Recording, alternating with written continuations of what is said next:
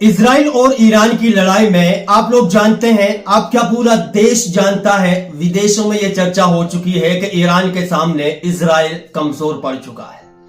Israel कहीं ना कहीं हार मान चुका है। इजराइल कहीं ना कहीं ईरान के सामने घुटने टेक चुका है। मैं आप लोगों को इसकी एक बड़ी वजह बताऊंगा। इजराइल इतना कमजोर नहीं है जितना कमजोर आपको नजर आ रहा है। इजराइल की जो नस है, इजराइल की जो कमजोरी है, वो मैं आप लोगों को बताऊंगा। और ईरान की जो ताकत है, ईरान की जो मजबूती है, जो ईरान ना तो इजराइल से डर रहा है ना ही अमेरिका से डर रहा है, ऐसी ईरान के पास क्या ताकत है जो ना तो ट्रंप से उसे कोई खौफ है ना इजराइल से उसे कोई खौफ है। ये ईरान की क्या मजबूती मैं आप लोगों को बताऊंगा। मैं आप लोगों को यह भी बताऊंगा कि ईरान के पास ऐसी क्या शक्ति है, ऐसी क्या ताकत है और ऐसी क्या मजबूती है जो खुलकर इजराइल का मुकाबला कर रहा है। खुलकर डोनाल्ड ट्रंप अमेरिका को चेतावनी दे रहा है। ईरान के पास बहुत बड़ी ताकत है। ईरान के पास वो ताकत है जिसका मुकाबला अमेरिका के सामने करना अमेरिका के भी बस की बात नहीं है। पहले मैं आप लोगों को यह बता दूं, ईरान और इजराइल के बीच जो युद्ध चल रहा है, इसमें लगभग मौतें जो हुई हैं वो ईरान के अंदर ज्यादा हुई है, क्योंकि ईरान के अंदर पॉपुलेशन ज्यादा है। इजराइल के अंदर टोटल 12 जगह पर ईरान ने हमला किया है और उन 12 जगहों पर मेन जगह जो है, जो तेल अवीव है, इसके अलावा हाइफा है, विरशेवा है, रमतगान, ये जो चीजें हैं ये बड़ी जगह है जहां पर ईरान ने इजराइल के अंदर हमला किया। ये चीजें वो है। और ईरान के अंदर जो है 11 जगह पर इजराइल ने हमला किया है। तबरीज, इराक, करमनशाह, तेहरान और मंतशा, इंसफान, कोम, मशा, ये चीजें 11 जगह पर इजराइल की तरफ से हमला किया गया। तो ये चीजें अलग है, लेकिन मजबूती क्या है ईरान की मैं आप लोगों को वो बता देता हूं। ये जो आप तस्वीर स्क्रीन पर देख रहे हैं, ये सबसे बड़ी मजबूती है ईरान की। ये ईरान की वो ताकत है जो ईरान को इजराइल से मजबूत बनाती है, ईरान को अमेरिका से मजबूत बनाती है, ईरान को हर एक देश पर लड़ने के लिए खड़ा कर देती है। ये वो ताकत है। ये जो तस्वीर नक्शा आप देख रहे हैं ना, Iran Fordow nuclear enrichment plant, ये जो प्लांट है न्यूक्लियर बॉम्ब्स का, न्यूक्लियर मिसाइल्स का, एटम बॉम्ब का, परमाणु बॉम्ब का, ये जो प्लांट ईरान का है, ये ईरान का प्लांट ना जमीन के नीचे है, जमीन के अंदर है। और जिसे खत्म करना, जिसे बर्बाद करना बहुत मुश्किल है। पहली बात, इजराइल के पास तो ऐसा कोई ऑप्शन ही नहीं है कि इस पर हमला कर सके, इस पर अटैक कर सके। इजराइल के पास ऐसा कोई ऑप्शन नहीं है, ऐसा कोई बम नहीं है, ऐसा कोई आइटम मिसाइल नहीं है। इजराइल के पास ऐसा कुछ भी नहीं है जो इस प्लांट तक पहुंच सके।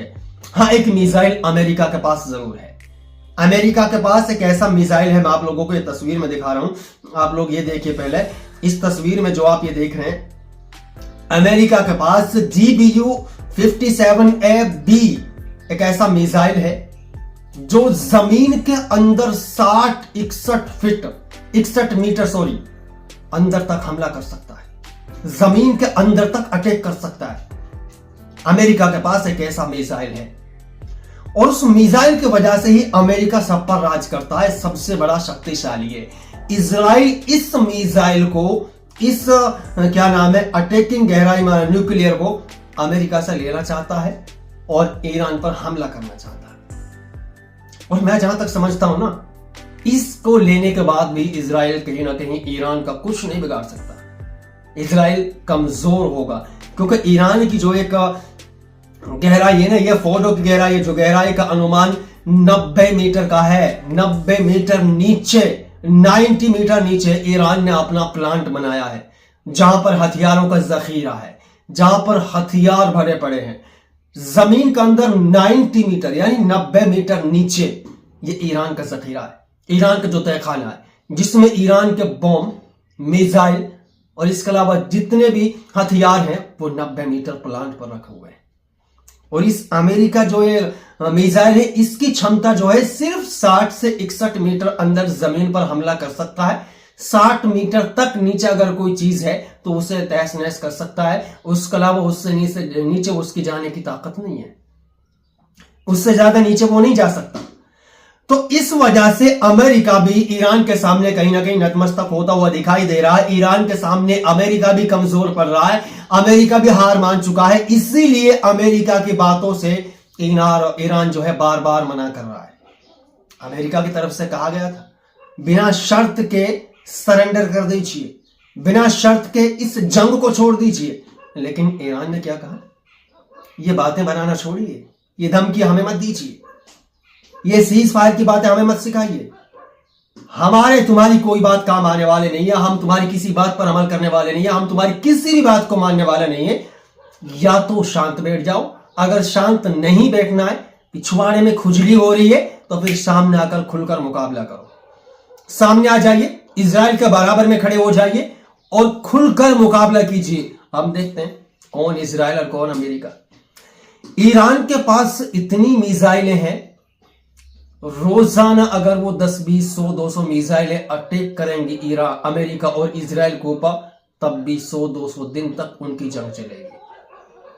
और बात की जाए इजराइल की, इजराइल अगर डेली की बात करें तो, और डेली इजराइल अगर ईरान पर हमला करे तो सिर्फ ज्यादा से ज्यादा 10-15 दिन इजराइल टिक पाएगा। 10-15 दिन से ज्यादा का जखीरा उनके पास नहीं है।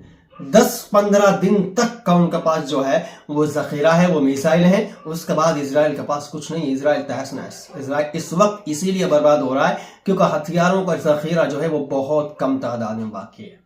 सारी मिसाइलें जो हैं वो तो गाजा में फूंक चुके हैं, वो तो फिलिस्तीन वालों के ऊपर डाल चुके हैं। अब ईरान से मुकाबला करने के लिए कुछ नहीं है इजराइल के पास। इसीलिए इजराइल बार बार अमेरिका के सामने हाथ जोड़ रहा है, अमेरिका को अपने साथ खड़ा करने के लिए मजबूर हो रहा है, अमेरिका के सामने गिड़गिड़ा रहा है।